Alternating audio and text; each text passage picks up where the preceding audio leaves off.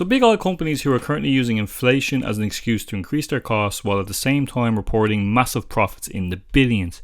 Companies that lobby governments and pay politicians to shut down any hope of renewable energy and claim that global warming is a hoax, that pass legislation that benefit the oil industry, that give oil industry companies huge subsidies and tax breaks, because these companies have a huge stronghold over oil, and because of the fact that they own a resource that is so vital in the world, they have been able to maintain power through lobbying and corruption and greed. So there's various different ways that oil companies maintain their control, maintain their power, maintain their corruption.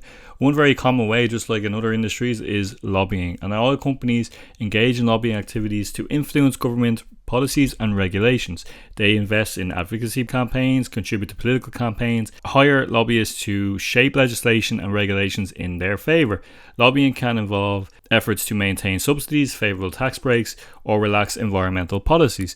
Now, specifically when it comes to political campaigns, this gives them power and influence over elected officials. Campaign contributions can be used to support candidates who align with their interests or to gain favour with influential policymakers. There's this phrase known as the revolving door phenomenon, which refers to the movement of personnel between the private sector and government bodies. Individuals that basically have ties to big oil companies in the private sector get electoral roles in government, which again, of course, they can align their interests and make policies and laws that will reflect a mutual interest between them and the oil companies. Big oil companies also tend to have very strategic alliances with governments where both parties basically benefit. So a lot of these big companies will have joint ventures, production sharing agreements, or contracts. Now, of course, another very common one that we'd all be very much aware of is the public relations and media influence that these oil companies have. So oil companies invest in extensive public relations campaigns to shape public opinion and perception of their industry. They utilize advertising, sponsorships, and any other forms of media influence to promote their interests and counter opposition to their activities. So another thing that oil companies do is they try to look green, and there's a method they do is called greenwashing, which is when the company claims that they're doing some sort of environmental friendly act that is intended to promote a sense of environmental impact in a positive light that doesn't really exist, or it isn't really making much of a change as they claim. And because they spend so much money, especially in the USA, in the billions, claiming to be part of the climate change, they basically outpace any of the climate change advocates who are feeling frustrated, that especially with the Democrats who need to take a tougher line on the oil industry. The oil companies basically have been controlling the narrative in the media for decades. They do claim, for example, that the oil industry produced emissions are at an all-time low because they've switched from coal to gas, and although there has been some reductions, they do actually reflect an overall positive effect on the environment, with many scientists claiming that it's nowhere near enough to actually get the climate at a level that is at a safe level for humans to exist in. And in fact, there was a legendary a VP by the name of Herb Schwartz who pioneered the art of bullying journalists by the name of creative confrontation, which is basically when these companies, if they didn't agree with the point of view that journalists were writing, they would contact their bosses and their bosses' bosses, and they would threaten to pull advertising. And he actually apparently at one stage cut off Wall Street Journal from any information whatsoever, from press releases to comments from executives and even quarterly earning reports. Now, when it comes to greenwashing and controlling the environment, I also kind of want to give it a more modern example, which is ExxonMobil. Now, ExxonMobil love to tout on about carbon capture, where, to put it very simplistically, carbon capture is basically just removing carbon from the atmosphere. They claim to, on average, remove about 9 million tons of CO2 per year. Now, that might seem like a lot in theory, and you might think, well, that's a high number, but it actually only represents 2% of what they produced in 2019, which was at 730 million tons of CO2. And if you were to combine the entire global capacity of all the carbon capturing around the world, it's only about 40 million tons of CO2, which was in the year 2020. So even if you use the combination of every resource of carbon capturing that we have at the minute, it's not even hitting close to one oil company's production of CO2 in the atmosphere. They also claimed to, in 2018, that they were going to invest 210 billion, which was basically to increase carbon capture, etc. But then all of a sudden, recently, they've reduced that 210 billion budget to 3 billion, which is only 1 billion per year up until 2025.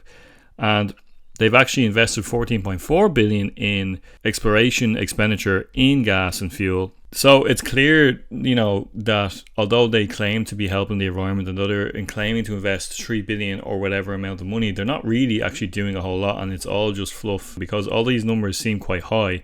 They're very, very minimal on the grand scheme of the amount of money and the amount of CO2 that they're producing. With inflation going on the last couple of years, we've all felt this in many parts of the world, not just here in Ireland, but also in the States, in the UK, and majority of Europe.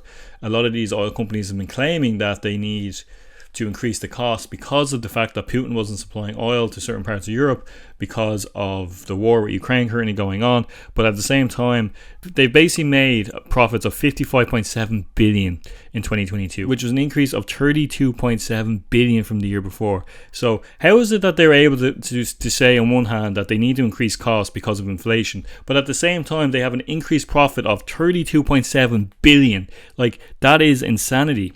And on top of that, like I said, they're also producing an average of 700 to 800 million tons of CO2 into the atmosphere, which is actually the equivalent of Canada per year. They also, like many companies, have targets that have been rejected for falling short of the Paris Climate Agreement, and they basically ignore the vast majority of the climate impacts that their emissions produce.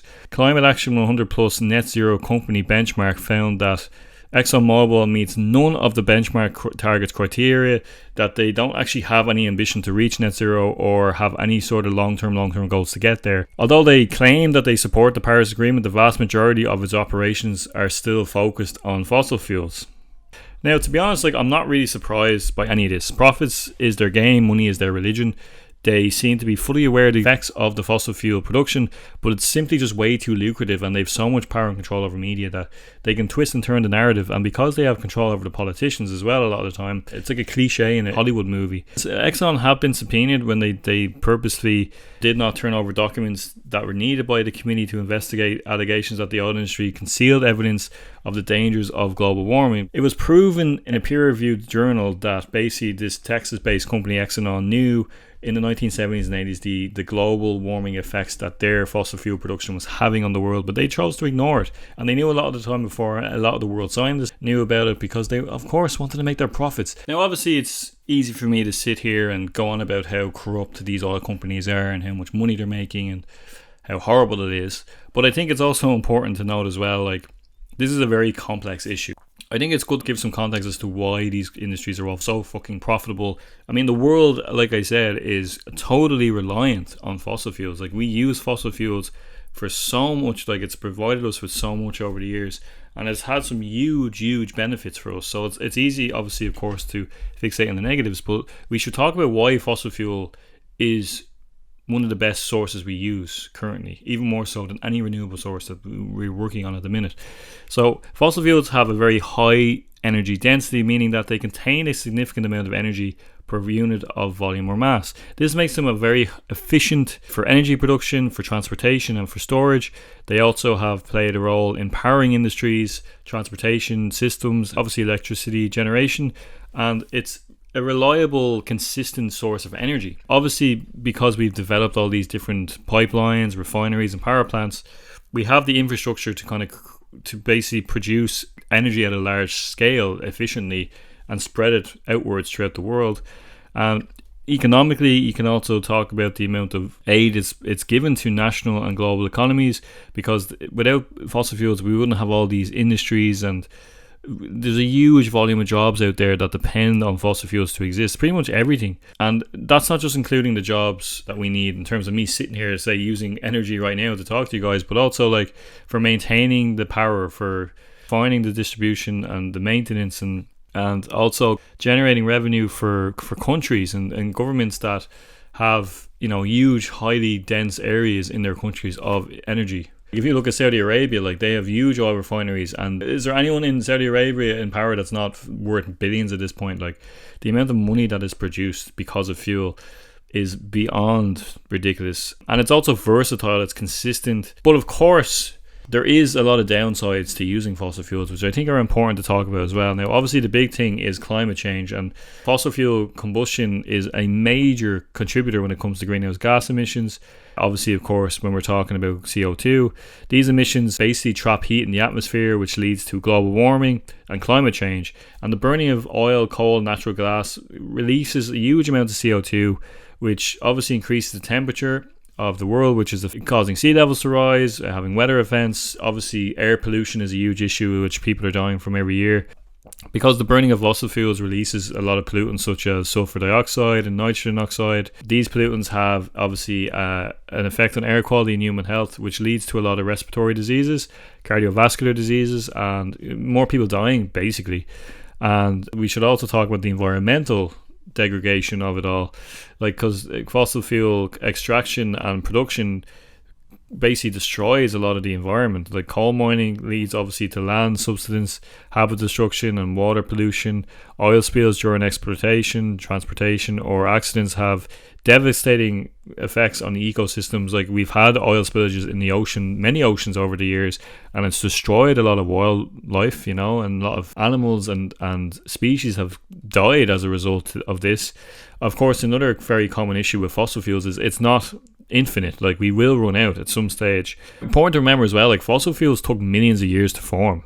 Because we're depleting the resources at such a high volume, it really kind of makes you feel concerned about what will happen long term, like at some point when we start running out of fuel. Of course, as well, like, there's been a lot of geological political conflicts because they're often located in politically unstable regions. So there's been a lot of war because of oil. I mean, look at Iraq, you could argue that a lot of that was because they thought there was oil there. Of course, they're all very negative things, which are important too. So, to be fair, of course, it's easy for me to sit here and say, oh, we need to stop all fossil fuels. And despite the clear corruption and ignorance of what 97% of the world scientists are saying in all agreement, like, I don't believe gluing yourself to things or throwing tomato fucking sauce at a painting is going to be a quick solution to any of this. So what are the solutions? Like, how do we combat the amount of fossil fuel burning that's going on? Well, of course, in the last couple of decades, the big thing has been renewable energy. Wind power, geometrical energy, solar energy, hydropower, tidal energy, hydrogen, and other renewable technologies are more and more popular source of energy throughout the world today, as we are all trying to get to a zero carbon future. But how good is renewable energy, and is it a long-term solution? Well, it's a very complicated thing to answer. Let's look at electric cars, for example. Like, there is a big push to move away from petrol and gas combustion engines powered cars to a more sustainable electrical car. It seems to be a great idea on paper. Cars are a huge polluter in the world, and they make up to 39% of the world's pollutants. However, there is a problem with electric cars as well. A majority of the electricity we still use to this day comes from power plants. So the electricity that we use to power the cars is still coming from a source of fossil fuels. It's still creating a CO2 production. And the other issue with electric cars is the gathering of raw materials needed. So I've done a video before about cobalt mining, which happens in the Congo. I mean, the amount of human suffering, environmental damage that comes from cobalt mining and lithium mining, which are two very important components in the battery needed for the battery to be stable and rechargeable. They are sourced through very kind of ways that create greenhouse gases. If you want to ignore the human suffering, the way it's mined and extracted is also a source of greenhouse gases being produced. So although it seems like a great idea and a lot of the world is pushing for it, I'm not convinced it's, at least for the time being, until they come up with a more stable battery that doesn't require lithium or perhaps doesn't require cobalt mining to happen, then maybe I would feel a bit better about it. But will we ever be able to produce the amount of renewable energy that equate to the amount of energy we get from fossil fuels? I don't know. I'm no expert on this, by the way, so I don't know. But right now, from what I've researched, I'm not convinced. So obviously I don't have all the answers. I mean, I think the point of me making this video is just to say that yes, the oil companies are corrupt. Yes, they will control policymakers and they will continue to make their high profits. And they will continue, at least for the time being, to use inflation as an excuse to charge us the same amount of money that we pay just to get from A to B in our cars. But the thing to remember, because they're using a very infinite resource, long term it will not work forever. And they will happily pull out every single resource they can until we have nothing left. They will produce as much money as they can get. And as I said, the fact that they have profits of in the billions every single year, they're not in any rush. They're not in any rush to make any changes. They'll continue to do their carbon capturing. They'll continue to do their greenwashing. But at the end of the day, they don't care. They only want their profits. The sad thing in reality is that we are all dependent on these companies. Like, we need the fuel that they are producing. We need fossil fuels. And we need, petrol, we need electricity, and until we've come up with more efficient ways of producing this, there's not really much else we can do. But at the end of the day, I think it's also important to say that people always want to say save the planet, save the earth, but we're not saving the planet. That's not what we're trying to do. The planet will be fine. The planet existed for billions of years before we got here. So at the end of the day, we're trying to save ourselves. We'll make this climate so unlivable that we will die, but the planet will be fine. The CO2 emissions will eventually go down. The temperatures will regulate yet again, and everything will be okay. We just won't be there. So I don't think there's any point in saying save the planet. But hey, what do I know? I'm just a random Irish YouTuber giving his opinion. So what do you guys think? Do you think the oil companies are just as corrupt as I do? Do you think I'm just giving a very simplistic viewpoint on it? Do you feel as disgusted as I do by the fact that these oil companies are in so much power and control through the ways that a lot of these big industries control, which is through money, through power, and through greed? It's great that they have the Paris Agreement and all that, but it's not enough to actually improve things. So what do you guys think? Let me know in the comments down below. As always, thanks so much for watching. It's always very much appreciated. Maybe the next video I'll do will be a bit more lighthearted. I don't know. I like to find the dark shit to talk about. Thanks for watching, guys. I will see you in the next video. Peace out.